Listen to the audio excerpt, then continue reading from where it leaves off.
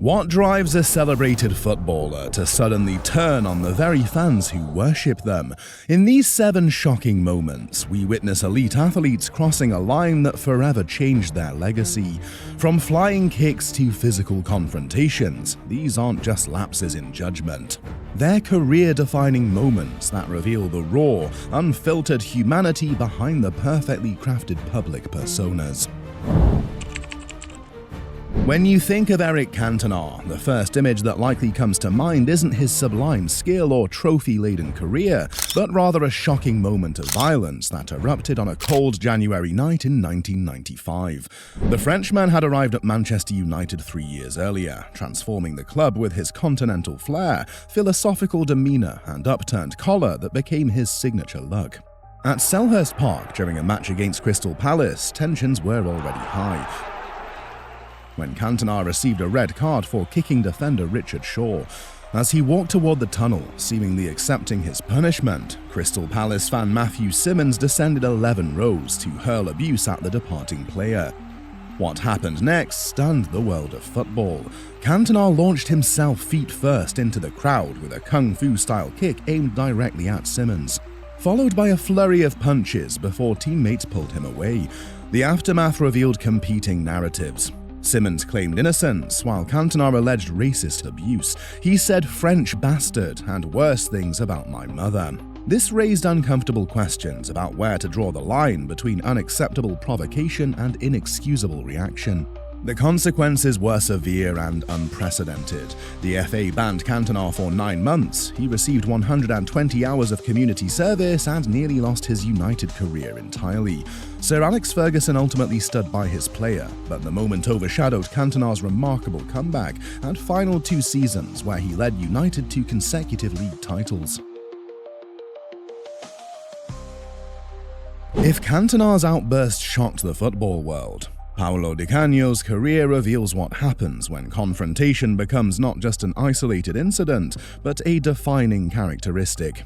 The Italian forward, blessed with technical brilliance at Sheffield Wednesday, began writing his controversial legacy on March 15, 1997, during a heated match against Everton.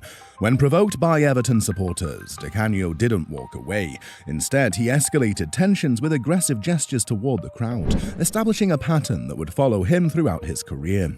This wasn't a one-time lapse in judgment, but a preview of what was to come. Less than 2 years later, Di Canio's infamous push of referee Paul Alcock solidified his reputation as football's violent talent, earning him an 11-match ban and cementing his status as a player whose temperament overshadowed his skill. But it was his subsequent behavior that truly transformed him from controversial player to divisive figure. During his time at Lazio, Di Canio's fascist salutes to ultras created an international storm. Despite his claims that "I am not a fascist, I am a man of the people," the damage was done. His explanation that he was merely expressing admiration for the club's passionate supporters fell flat in the face of such politically charged gestures. When Sunderland appointed him as manager years later, protests erupted immediately. His talent had become secondary to his controversial persona, with his political expressions making him toxic to certain clubs despite his abilities. "I am a passionate man," Di Canio once reflected, "and sometimes my passion can lead to actions that are misinterpreted or taken out of context." From the heated pitch to the quiet of a car, football confrontations aren't confined to stadiums. When a Manchester United fan spotted former Liverpool defender Jamie Carragher in traffic after a bitter defeat in March 2018, neither could have predicted the 5-second exchange would threaten to end a broadcasting career and become one of football's most unexpected scandals. Unlike his predecessors in our list, Carragher had built a sterling reputation throughout his career. After hanging up his boots, he'd seamlessly transitioned to becoming one of Sky Sports' most respected analysts, known for his tactical insight and straightforward commentary. But that March evening changed everything when the United fan began filming and taunting him about Liverpool's loss, reportedly telling him to stick to commentating. In a moment that would replay endlessly across social media and news outlets, Carragher lost his composure and spat toward the car. What made this incident particularly shocking was that his saliva struck the fan's 14-year-old daughter, who was sitting in the passenger seat, all captured in crystal clear video that went viral within hours. The backlash was swift and severe. Sky Sports immediately suspended their star pundit, releasing a statement that condemned his actions as unacceptable and announcing a review of the incident. Overnight, Carragher's carefully constructed post-playing identity crumbled around him. What distinguished Carragher's case from similar scandals was his response. Rather than offering excuses or deflections, he immediately acknowledged his mistake. Again, there's not a lot more I can add to it than actually improve my behaviour going forward and trying to apologise again to the family and people watching at home. This unequivocal acceptance of responsibility, combined with his visible remorse in subsequent interviews, provided a path for redemption that eventually allowed him to return to broadcasting. What happens when a €222 million superstar with the weight of a nation on his shoulders faces the ultimate humiliation?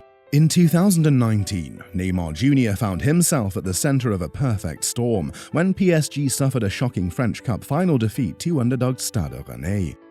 After dominating initially, PSG collapsed, watching their 2-0 lead evaporate before eventually losing 6-5 on penalties, a devastating result for a club with PSG's resources and ambitions. As the dejected players walked to collect their runner-up medals, the atmosphere was already tense.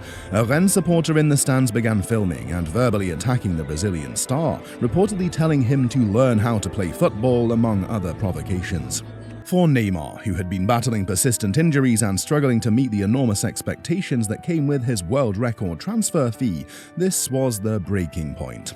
In a split-second decision that would haunt his PSG legacy, Neymar lashed out, punching the fan in a display of raw frustration captured by multiple cameras. The footage spread rapidly across social media, transforming what should have been a footnote in the season into a defining moment of his time in Paris. "I was wrong, but I was provoked," Neymar later explained. "I am human and I have feelings. I reacted in the heat of the moment." Despite his justification, the French Football Federation swiftly imposed a 3-match ban, further straining his already complicated relationship with PSG supporters, who questioned whether their record signing possessed the mental fortitude to lead the club.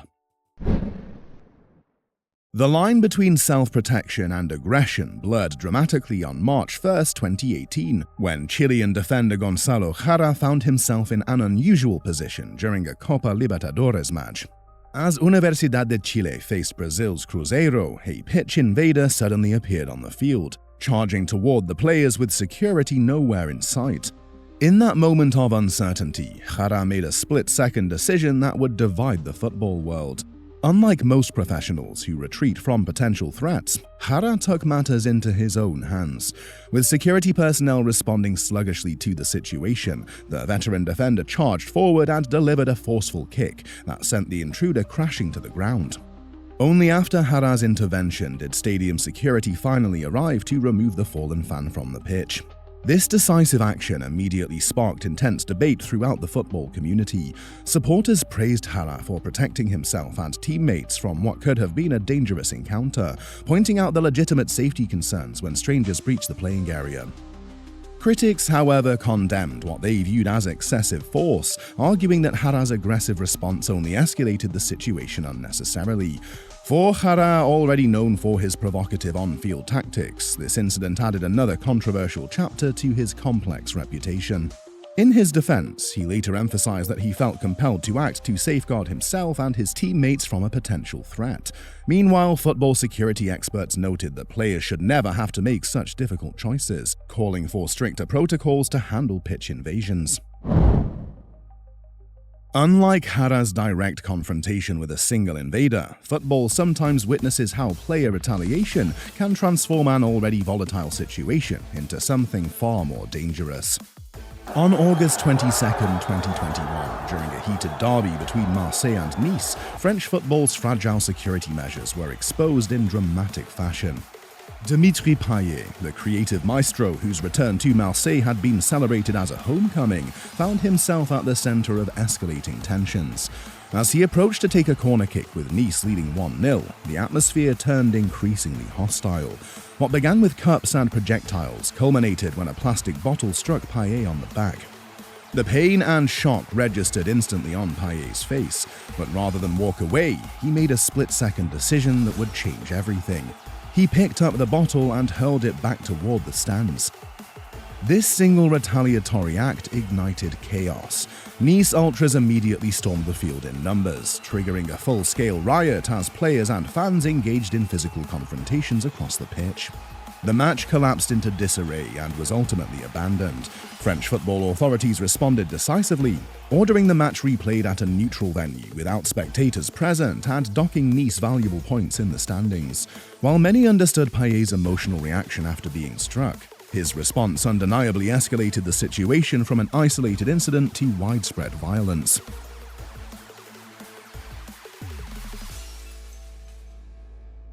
Family loyalty can push even the most disciplined players beyond their breaking point. When Tottenham's Eric Dier scaled the stadium seating after a devastating FA Cup defeat to Norwich in March 2020, he wasn't acting as a professional footballer, but as a protective older brother. The normally composed England international had just experienced the emotional low of missing penalties in the shootout loss when something in the stands caught his attention. What spectators didn't initially realize was that Dier had spotted a fan verbally abusing his younger brother. In an instant, his professional demeanor vanished as protective instincts took over. Cameras captured the extraordinary moment as Dier climbed over seat after seat, advancing through shocked onlookers to reach the instigator. "I would do anything for my family, and I felt I had to defend my brother in that moment," Dier later explained, revealing the deeply personal motivation behind his actions. His manager, Jose Mourinho, publicly supported him, understanding the emotional trigger that caused this uncharacteristic behavior. Security personnel managed to intervene before any physical confrontation occurred, but the damage was done. The Football Association responded with a 4-match ban and a £40,000 fine, maintaining that professional standards must be upheld regardless of provocation. Yet public opinion largely sympathized with Dier, recognizing his motivation stemmed from familial protection rather than ego or anger at fan criticism. What we've seen through these explosive confrontations isn't just a series of isolated incidents, but a window into the psychological pressure cooker that modern football has become. The boundary between maintaining professional composure and succumbing to raw emotion grows increasingly thin in today's game. Sports psychologists have identified that the constant scrutiny professional footballers face creates heightened stress responses, making confrontations with fans more likely during moments of extreme pressure. This psychological dimension explains, though never justifies, why even the most composed players can be pushed to breaking point. Recent policy changes by football governing bodies reflect this understanding, with new security protocols specifically designed to prevent player-fan confrontations before they escalate. These measures recognize that creating safer environments benefits everyone involved in the beautiful game. As football continues evolving in increasingly scrutinized environments, the relationship between those who play the game and those who watch it remains delicately balanced, a testament to football's unmatched emotional power that reveals both our collective passion and our human frailty. As you can see, it can sometimes be hard for professional athletes to keep their cool in high-tension, high-pressure situations. But what happens when that high-pressure situation is being 3-0 down at half-time in the Champions League final? Check out this next video to see how some players refuse to give up and then help their team go on to pull off some of the greatest comebacks in football, as we look at some of the most iconic matches in UEFA Champions League history.